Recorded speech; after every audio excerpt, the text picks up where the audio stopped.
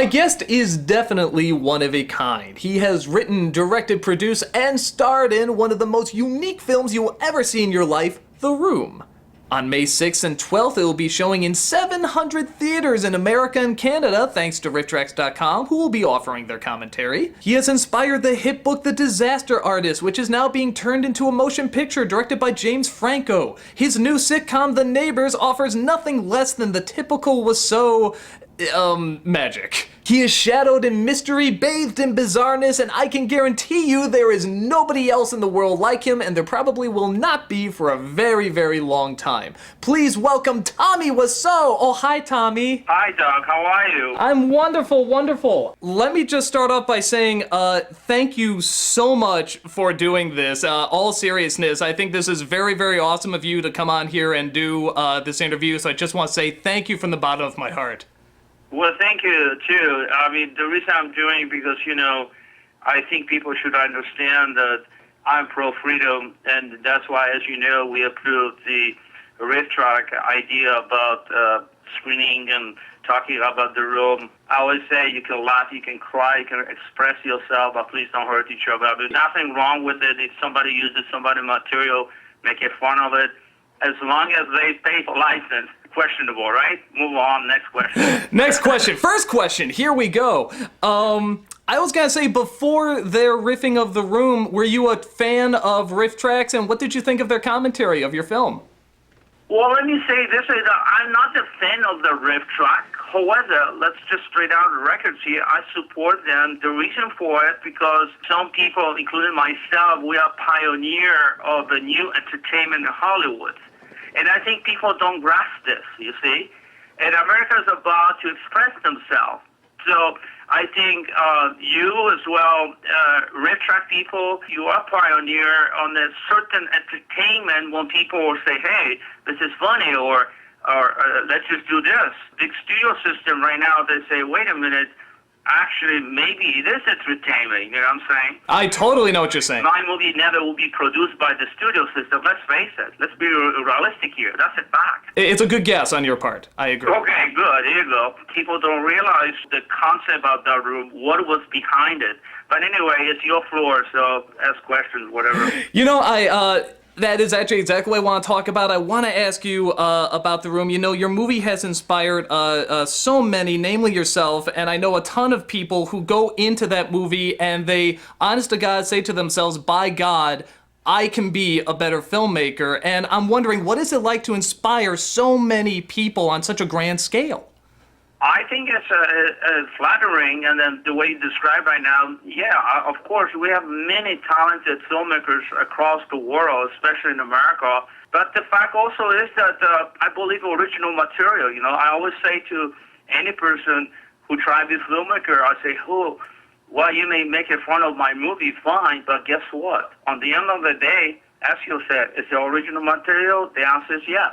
Sometimes could be also not flattering, as you know, but you have to accept it, you have to be optimistic. And that's what I come from, and that's why we have this interview, because I think we live in America. I think we like to put what we want to say about, our lives sometimes, and sometimes it's just too much when people are misleading, as you probably know about my life, and I'm American. Yes, I do have accent, so what? So be it, Move on, next question. Next question. When this film came out, a lot of people realized that it dared to ask the question, why would grown men dress in tuxes and play football? And I was wondering if there was any part of you that felt maybe people didn't understand the film. Do you think the majority understand it and they get it, or they're missing something?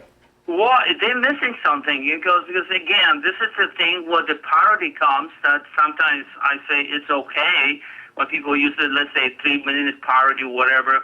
I'll be honest with you, Doug, I'm straightforward against when people use the original material, they don't pay for license. That's my straightforward, Well aware, yeah. However, it's a gray area where people don't understand that it's nothing wrong when people say, hey, I don't understand what is this The Room is about, So I see some of the audience actually have on the tapes that they say, what did I watch right now, So Hollywood was not ready for something different. We changed the crew 4 times, not 3 times, not 2 times, 4 times. We changed the actors. We can talk about probably for 2 hours, but I don't want to just talk about myself. It's your floor, so you're the reporter. The subplot, one of the big subplots in the film, is with the child character Denny and the powerful anti-drug message that clearly you practice in real life. And coincidentally, at the exact same time, there was a sharp drop in LSD and ecstasy sales the exact same year this movie came out. Tommy, do you think this film was powerful enough to influence people to get off drugs? You are pulling my legs, Doug. But Nah, you never know, man. You never know. But let me tell you this way. This is a good question about drugs. Why I put the drugs? Why I put it is that it's supposed to be a play. Okay, and I condense everything to 90 minutes, and I won't have everything there. So you have a little Caesar salad, but there's nothing wrong with that. So to respond to your question, I do not know. I know one thing, that 2 is better than 3, 3 is crowd. That's what I know. So you yourself can't remember why you put in the Denny drug subplot? Oh, absolutely, I do. Absolutely, but I'm just saying I do not know if my movie influenced that people are much more aware about drugs issue. I know one thing, that when people watching, they think twice. It is wrong when people started hating, which we have a couple of bad apples, as you know. But again, this is the thing, but you have to accept it. You know, it's different cookie cutter from Hollywood. That's the room. Okay, I think I followed that.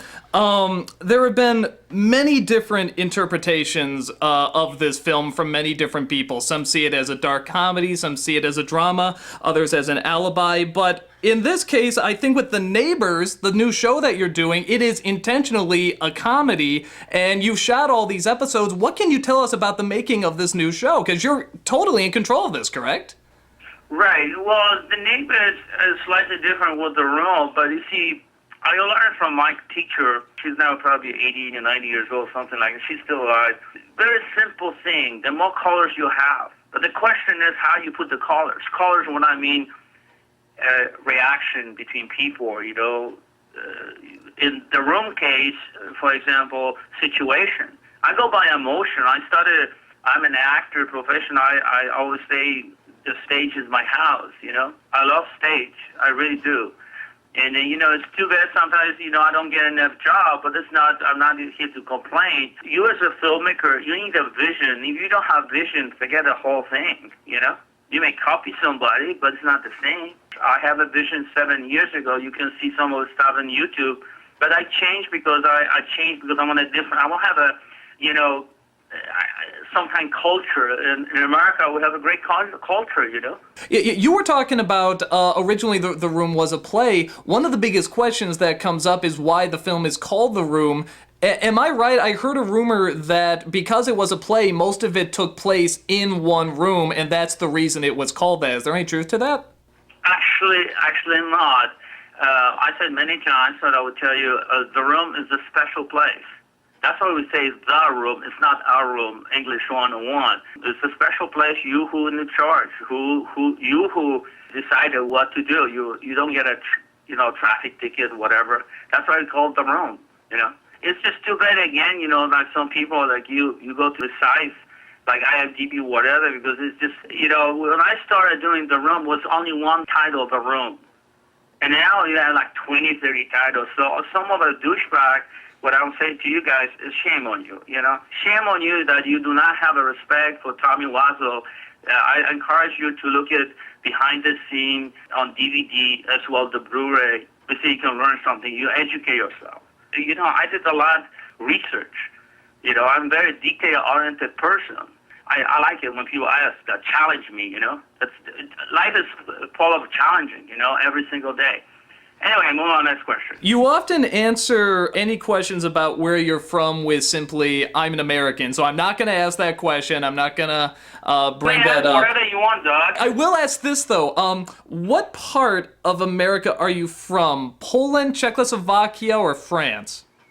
Say it again? What part, I'm sorry, my accent's very thick. What part of America are you from? Poland, Czechoslovakia, or France? America, you say? Part of America, yeah.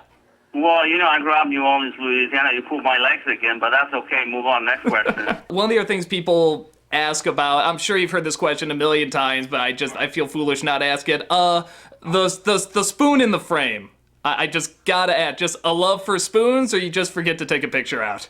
Well, no, the spoon, it's again, do you know the expression, plastic is cheaper than wood? I do now. A long time ago, actually, you have a spoon, wood spoon. Now we have a plastic. The reason we put it because it's just symbolized somewhat, but how the spoon come out with throwing, etc. You see, it's again, this is the thing what people don't understand.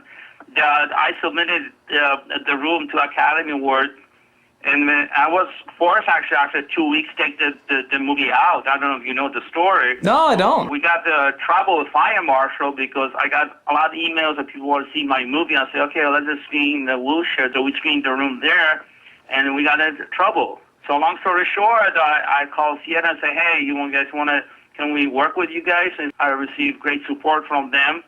And we screened the room back to the theater, and that's what everything started. So it's not a coincidentally that what happened. Yeah, certain situations will happen, but a lot of people want to have a credit for something that don't even deserve it, So, move on, next question. Wow, no, it's pretty impressive from Why Is There a Spoon in a Frame? I have two final questions. I like to end every interview with it, in all sincerity, all honesty. The first question I have is, whether it be professional or personally, what is the hardest thing you've ever had to do, and how did you get through it? That's a good one. Oh, that's a good one, actually. Oh, thank you. Well, I graduated from Bay Area. It was pretty hard for me because at the time I was building the building.